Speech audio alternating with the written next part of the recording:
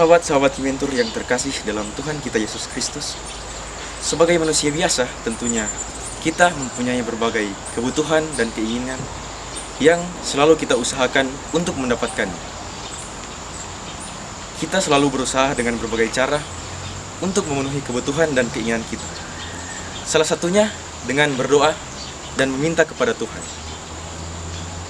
Namun terkadang permohonan ini membuat kita menjadi orang yang berdosa, di mana ketika kita memohon kepada Tuhan untuk memberikan rezeki, dan kemudian Tuhan memberikannya, kita biasanya menghabiskan uang tersebut dengan berfoya-foya.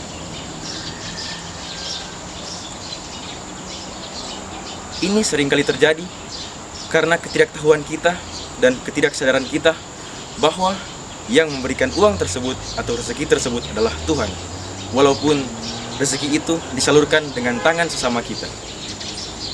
Nah, ketika manusia sadar akan hal itu, maka yang terjadi biasanya adalah ia menjadi malu dan takut untuk kembali ke jalan Tuhan. Ia malu dan takut untuk menghadap Tuhan penciptanya.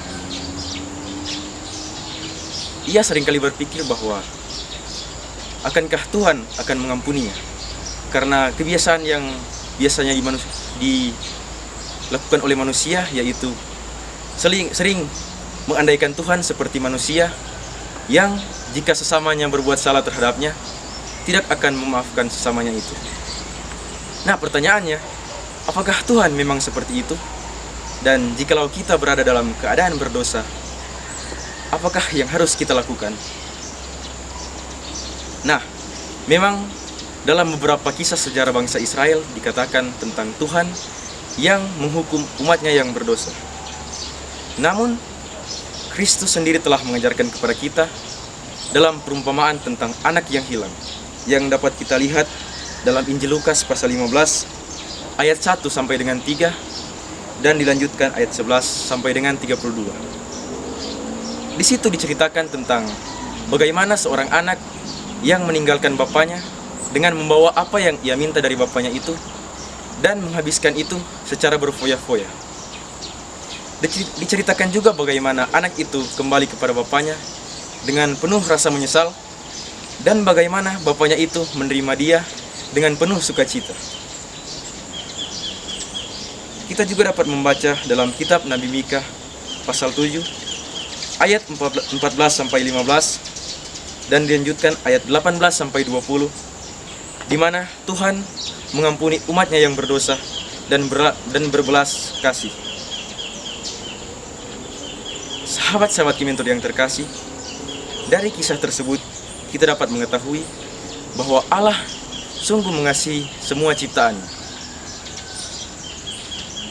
Kita sering menjadi seperti anak kecil yang meninggalkan bapaknya itu dengan membawa apa yang kita minta dari Tuhan. Namun, seperti juga anak kecil tersebut kembali, kita juga harus kembali kepada Tuhan. Kita harus bertobat dan mengakui segala kesalahan kita kepada Tuhan. Karena layaknya seorang bapa yang menerima anaknya itu, Tuhan juga akan menerima kita seperti anak hilang yang telah kembali.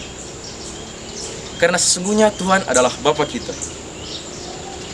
Karena itu, marilah di masa Prapaskah ini kita mengakui segala kesalahan kita di hadapan Tuhan tanpa takut dan malu untuk kembali ke jalannya dan menghadapnya di rumahnya.